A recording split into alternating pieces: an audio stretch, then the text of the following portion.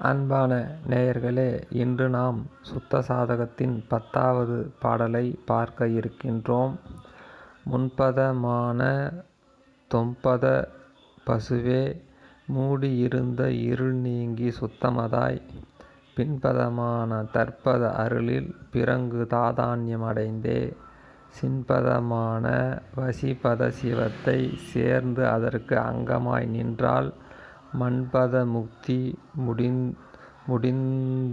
முடிந்ததுவாகும் மற்றவை தனி நிற்கில் குறையே.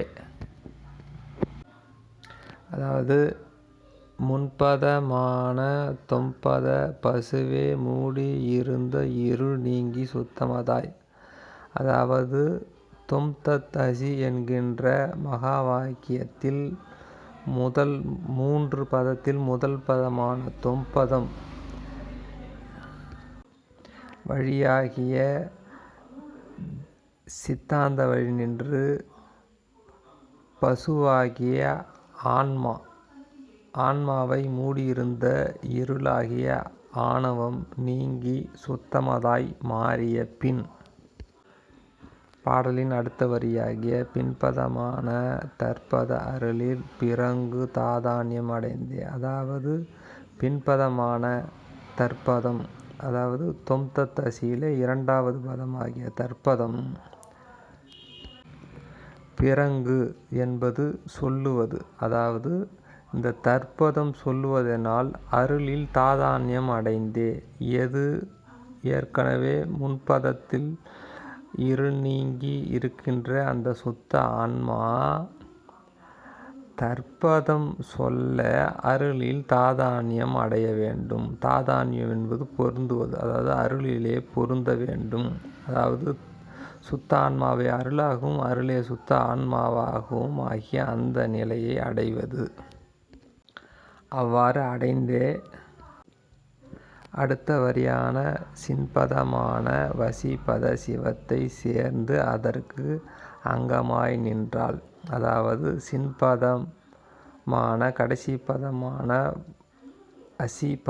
அசிபதம் சிவத்தை சேர்ந்து அதற்கு அங்கமதாய் நின்று. எது சிவத்தை சேர்ந்தது என்றால், ஏற்கனவே சுத்த ஆன்மாவாக இருந்த, அதாவது சுத்த ஆன்மா அருளில் தாதான்யம் அடைந்து அது அருளாக மாறி, அந்த அருளானது இந்த சிவத்தோடு சேர்ந்து அதற்கு அங்கமாகி நின்றால்.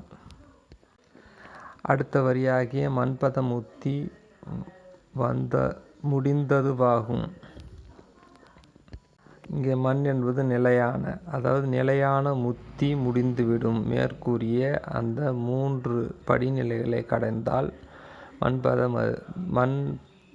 முக்தி முடிந்ததுவாகும். அதுக்கடுத்த வரி, மற்றவை தனி நிற்கில் குறையே. இங்கு மற்றவை என்று சொன்னால், இந்த படிநிலைகளை அடையாமல் சித்தாந்தத்திலே ஒரு முத்தி நிலை, அதாவது ஆன்மா இருள் ஆகிய ஆணவம் நீங்கிய நிலையிலேயே அது முத்தி அடைகிறது என்று அங்கேயே முத்தியை சொல்லிவிடுவார்கள்.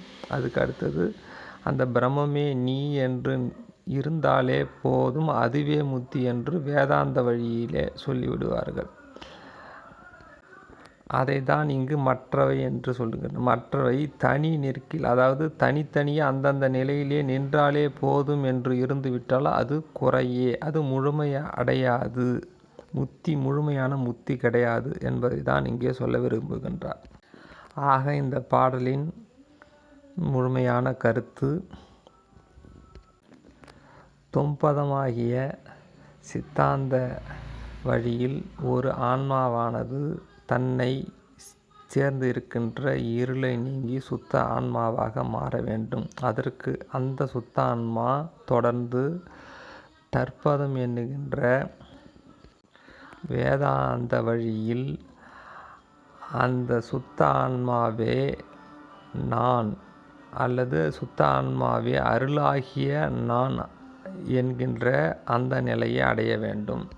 அதற்கு அடுத்தது, வசிப்பதமாகிய சுத்த மார்க்கத்தின்படி அந்த அருளோடு தாதான்மியம், அதாவது அருளும் தானும் வேறல்ல என்ற நிலையில் இருக்கின்ற சுத்த ஆன்மாவே சிவத்தோடு சேர்ந்து அதற்கு அங்கமாக நிற்க வேண்டும். இவ்வாறு நின்றால்தான் ஒரு முழுமையான முக்தி நிலையை அடைய முடியும். மற்றபடி வேதாந்தமோ சித்தாந்தமோ சொல்லுகின்ற நிலையை மாத்திரம் கடந்து நின்றால், அதாவது தானே பிரம்மம் என்றோ அல்லது மலங்கமும் 5 மலங்கள், அதாவது ஆணவம் தேர்ந்த நிலையிலே இருக்கின்ற நிலையை முக்தி என்றோ இருந்தால் அது ஒரு குறைபாடாக கருத வேண்டும் என்பதுதான் இந்த பாடலினுடைய கருத்து. இந்த படிநிலையே வள்ளல் பெருமான் தன்னுடைய ஒரு பாடலில் கூட குறிப்பிடுவார். அதாவது என்னை காட்டி என்னுள் இலங்கும் நின்னை காட்டியே ஏறா நிலைமேல் ஏற்றி ஞான அமுதம் ஊட்டியே என்ற பாடல் வரும். அதாவது முதலில் என்னை காட்ட வேண்டும், என்னை காட்ட வேண்டும், அதற்குள் என்னுள் இலங்கும் இறைவனாகிய அவரையும் தனக்கு காட்டுவார். அதற்கு அடுத்தது இந்த ஆன்மாவை மேல்நிலைக்கு ஏற்றுவார்.